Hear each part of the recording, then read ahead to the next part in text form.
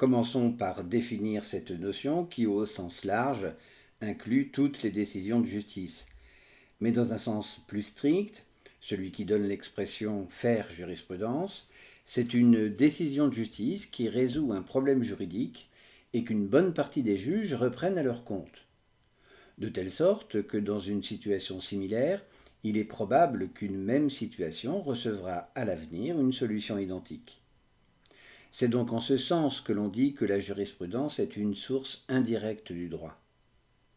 Mais comment se forme cette jurisprudence? Étudions le rôle d'un juge. En premier lieu, celui-ci a pour fonction d'appliquer la loi. Il utilise donc les textes à sa disposition qui, pour une situation donnée, y apportent une solution. Donc si une personne saisit le juge d'indifférence, celui-ci va analyser la situation pour appliquer le texte qui s'y réfère et résoudre la question par la solution proposée par le texte. Prenons l'exemple d'un jeune ayant acheté un véhicule quelques mois avant sa majorité. Le juge va se servir de 3 articles du Code civil pour résoudre ce problème. Le premier, qui donne l'âge de la majorité. Ainsi, le juge analyse qu'à l'époque du problème, le jeune n'a pas atteint l'âge requis.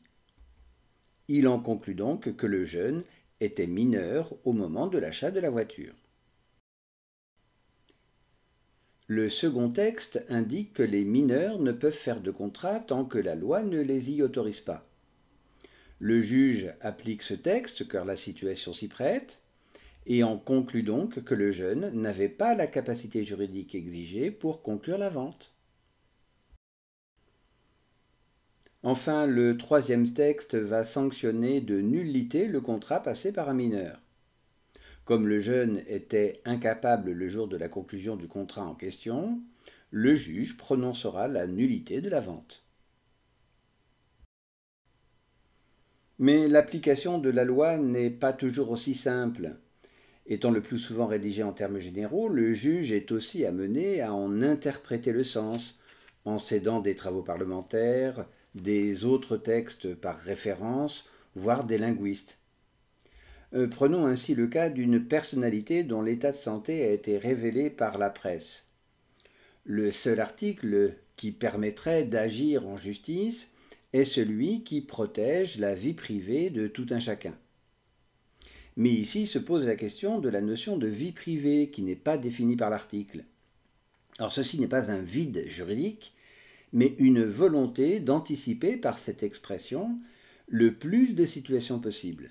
Ce sera alors au juge d'indiquer si telle ou telle situation relève bien de la vie privée. Ainsi peut-il conclure que la révélation de l'état de santé constitue bien une violation de la vie privée.